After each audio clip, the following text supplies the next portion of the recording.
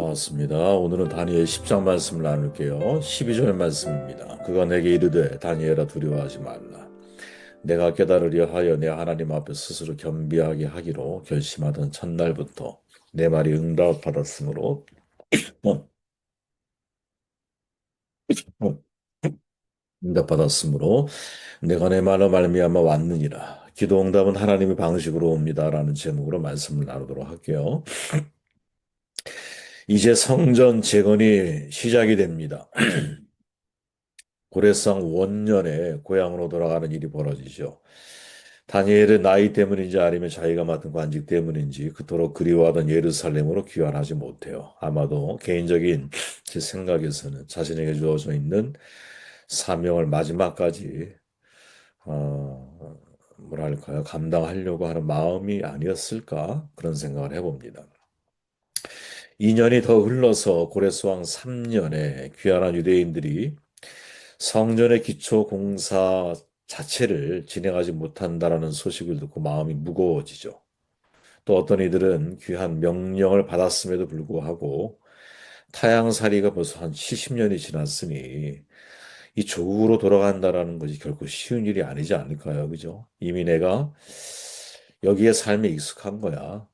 이민자들이 그렇잖아요. 수구초심이라고 죽을 때가 되면 고향을 생각하지만 평상시에는 어느덧 여기가 나의 제2의 고향이 되었기 때문에 삶의 터전이 여기 다 이미 오래도록 세워져 있었기 때문에 다시 내가 옛날 고향으로 돌아간다라는 것, 이거 얼마나 어려운 일이겠어요, 실은. 결코 쉬운 일이 아니라고 봐요. 70년이면 바로 그 땅에서 태어난 사람들이 얼마나 많이 있었겠어요. 그들에게 고향이 얼마나 낯선 곳입니까? 사실은 새로운 곳이죠. 그죠? 그러니 고향으로 돌아간다는 거 결코 쉬운 일이 아니라고 봐요. 그런 상황에 지금 직면해 있는 것이죠. 그때 다니엘이 이제 슬피 금식하며 울고 있을 때에 그 금식이 끝날 때쯤에 환상을 또 보게 되죠. 그 환상을 보고 나서 다니엘은 온 힘이 빠져 의식을 잃고 말아요. 근데 그 환상 가운데 천사가 나타나서 그에게 말을 하죠. 한마디로 정리해 보면 20절에 보니까 그가 이르되 내가 어찌하여 내게 왔느냐 내가 아느냐 이제 내가 돌아가서 바사 군주와 싸우려니와 이 무슨 말이냐면 환상 가운데 전투를 벌이는 장면을 다니엘이 목격하게 되면서 그 상황 속에 천사가 21일 동안 자신에게 오지 못하는 상황들을 경험을 하게 돼요. 그리고 나서 천사가 다니엘에게 말하는 거죠. 야, 내가 돌아가서 바사군주와 싸우려니와 다시 말하면 이 싸움의 진짜 실체는 겉으로 보이는 전쟁이 아니라 예를 들어 바사나 헬라 제국 배후에 존재하는 군주 이 군주는 단순히 사람이 아니라 눈에 보이는 실체가 군주가 아니라 사실은 진짜 원수는 그 뒤에 배후에 존재하는 영적인 존재이다 라는 거죠. 저는 이게 사실 우리 그리스도인들이 잊지 말아야 할 중요한 모든 문제들을 바라보는 시각이라고 생각하거든요. 바울이 말하잖아요. 우리의 씨름은 혈과 육을 상대하는 것이 아니요 통치자들과 권세들과 이 어둠의 세상 주관자들과 하늘에 있는 악한 영들을 상대함이라. 그러므로 하나님의 전신갑주를 취하라. 이는 악한 날에 너희가 능히 대적하고 모든 일을 행한 후에 서기 위함이라. 눈에 보이는 세계 배후의 영적 전쟁이 벌어진다는 사실을 의식하지 못한다면 우리는 끊임없이 눈에 보이는 누군가를 비난하고 싸우겠지만 사실 모든 것은 본질적으로 영적인 전쟁이라는 거죠. 그게 다니엘에게 나타난 천사가 다니엘에게 하는 말 속에 숨어 있는 의도인 숨어 있는 뜻인과 동시에 사도 바울 역시 자신이 지금 싸우고 있는 모든 것들은 실은 눈에 보이는 통치자들 권세들과 싸우는 게 아니야. 이 세상을 주관하고 있는 어둠의 영들, 악한 영들을 가지고 내가 상대하고 싸워가는 거야. 이런 시각을 내가 잃어버리게 되면 눈에 보이는 사람들을 비난하고 싸우겠지만 그것은 본질이 아니라고 보는 거죠. 여러분 이런 믿음이 있으십니까? 제게 던지는 질문일 수도 있어요. 지금 우리가 직면해서 대적하고 싸우는 대상들이 눈에 보일 때는 사람이지만 사실 이게 영적인 싸움이고 만약에 영적인 싸움이라고 판단되었을 때 무엇을 위한 싸움인 거지? 왜 상대 측이 어, 문제 아닌 문제를 가지고 다가오는 것이지?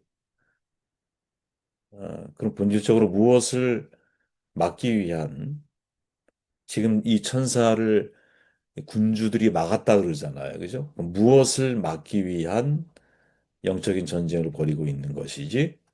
이 질문을 던져야 되는 것이죠. 저는 이게 되게 중요한, 정말 우리가 평생 도록 잊지 말아야 할.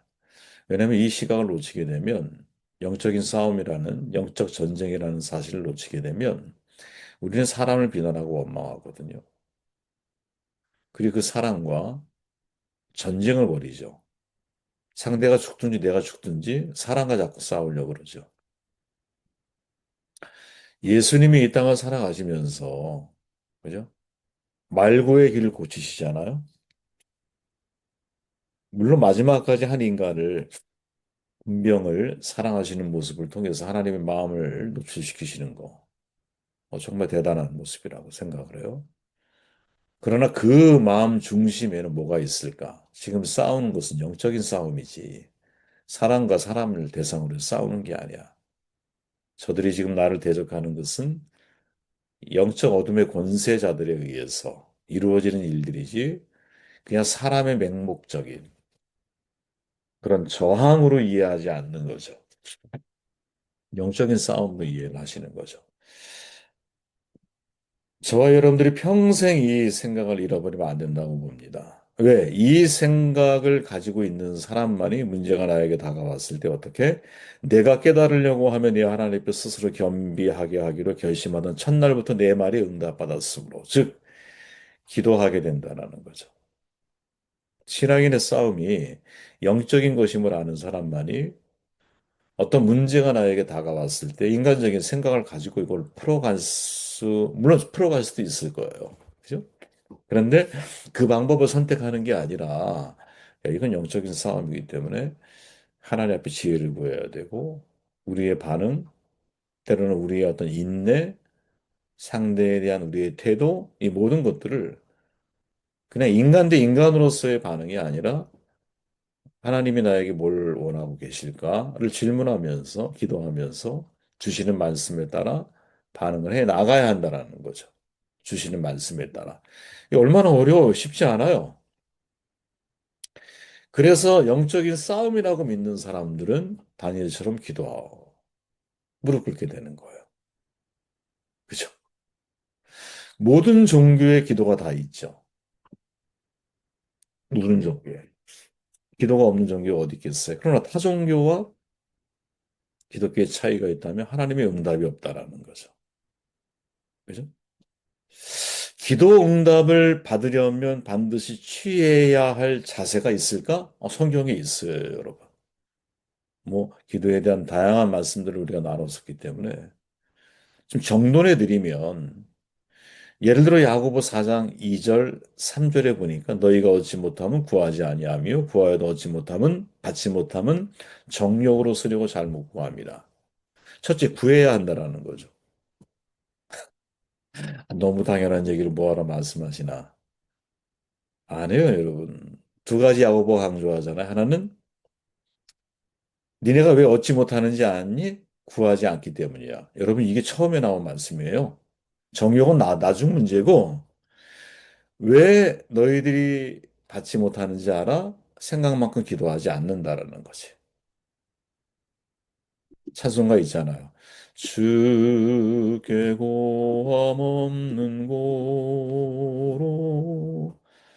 복을 얻지 못하네. 사람들이 어찌하여 아랠 줄을 모를까. 우리가 맨날 부르는 찬양인데 실제로 우리가 구하지 않는다라는 사실을 놓치고 살아간다라는 거지. 놓치고 살아가. 그 다니엘을 보니까 뭐라 그래요? 스스로 겸비하게 하기로 결심하던 첫날부터 이미 다니엘은 그냥 문제 앞에 직면하면 습관적으로 기도하는 거죠. 이게 제일 중요한 첫 번째. 두 번째 뭐 바울이 말이죠. 모든 기도와 간구를 하되 항상 성령 안에서 기도하고 성령의 도우심을 받아 기도해야 한다는. 성령의 말할 수 없는 탄식하심으로 성도를 위해 간구하실 때 성령이 우리 안에서 기도하게 하시는 기도 가운데 들어가게 될 때 우리의 기도 속에서 우리는 하나님의 마음뿐 아니라 하나님의 응답을 직접 경험할 때가 굉장히 많아질 수밖에 없다. 사실은. 예. 그리고 세 번째가 뭘까? 요한복음 9장 31절에 보니까 하나님이 죄인의 말을 듣지 아니하시고 경건하여 그 뜻대로 행하는 자의 말을 들으시는 줄 우리가 아나이다. 하나님의 뜻대로 행하며 기도해야 한다라는 거죠. 그러니까 우리가 가만히 기도라고 하는 것들을 놓고 보면 우리는 사실 주께 고함 없는 거로 복을 얻지 못하네. 사실은 기도 필요성을 고백하고 알고 있다고 말하고 그럼에도 불구하고 우리는 사실 구하지를 않아. 구할 때 성령의 도우심으로 기도하지 않아. 또 구할 때 하나님의 뜻대로 내가 행하면서 구해야 하는데 내 삶과 기도가 괴리되어져 있어. 그랬을 때 이러한 기도는 사실은 응답을 받는 것이 너무 쉬운 일이 아닌 거죠. 그러니까 만약에 우리가 이 세 가지의 기본적인 베이스, 구해야 할 때 구하고, 성령을 통해 구하고, 그리고 하나님의 뜻대로 행하면서 우리의 기도의 결이 만약에 만들어지고 조율이 되어진다면 반드시 이것은 응답으로 연결되어질 수밖에 없다. 보세요. 내 하나님 앞에 스스로 겸비하여 하기로 결심하던 첫날부터, 즉, 우리의 태도가 바로 이 태도. 제가 말한 이 모든 것들이 태도에 속한 영역이잖아요.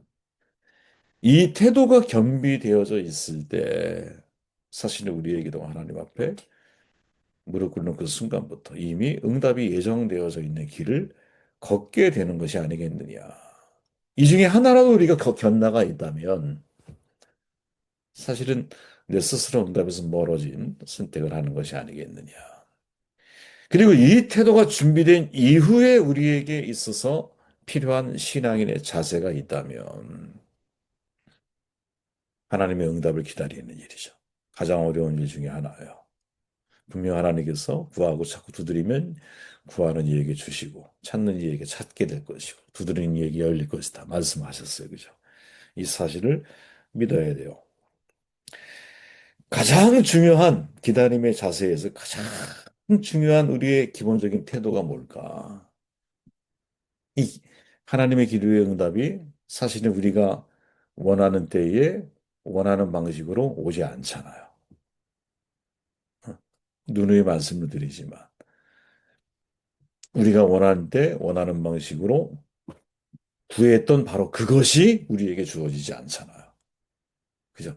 아니, 물론 여러분, 내가 원하는 거 기도해서 그것을 받는 경우들이 있어요. 그러나 또 다른 경우, 거의 대부분의 경우는 사실 어떻게 내가 원하는 때, 원하는 방식으로 원하는 그 기도 내용이 응답되지 않는 경우가 반드시 우리 가운데 경험되어지거든요. 어떻게 해야 할까? 그때는 하나님의 성품을 우리가 이해하고 기다려야 되는 거죠. 하나님이 우리에게 무엇이 가장 좋은지 잘 알고 계세요. 그죠? 그리고 가장 최선의 때가 언제인지를 하나님이 잘 알고 계세요.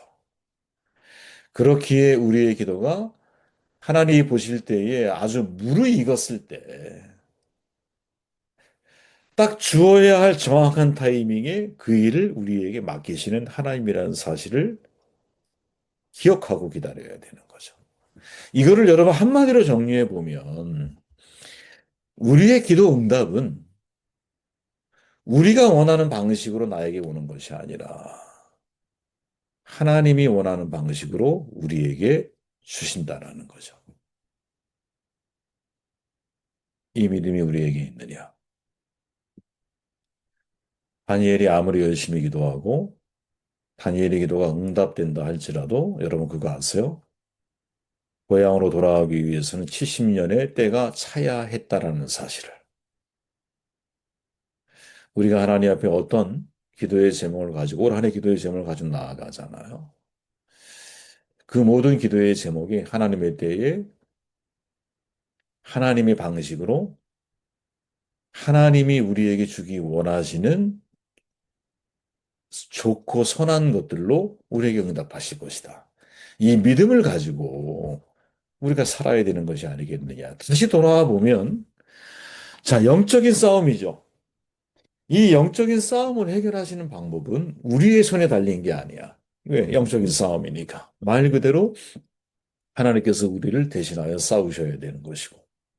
그리고 하나님께서 하나님이 원하시는 때에 하나님이 원하는 방식으로 또 하나님이 원하는 것을 우리에게 주실 거라고 하는 믿음을 가지고 우리가 오늘의 싸움에 대항하며 살아갈 수 있겠느냐.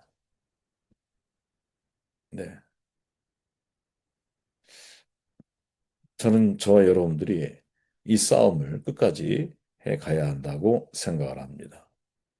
몇 가지만 기억하세요. 야, 그 영적인 싸움이구나. 모든 일은 영적인 싸움이라는 사실을 아는 사람이 그 싸움 앞에 기도하는 사람이 될 것이고, 그 기도의 응답은 내가 원하는 방식이 아니라 반드시 하나님이 원하는 방식으로 우리에게 주어질 것이기에 그것을 기다리며 인내하며 그 영적인 싸움을 지속해 나아갈 수 있겠느냐?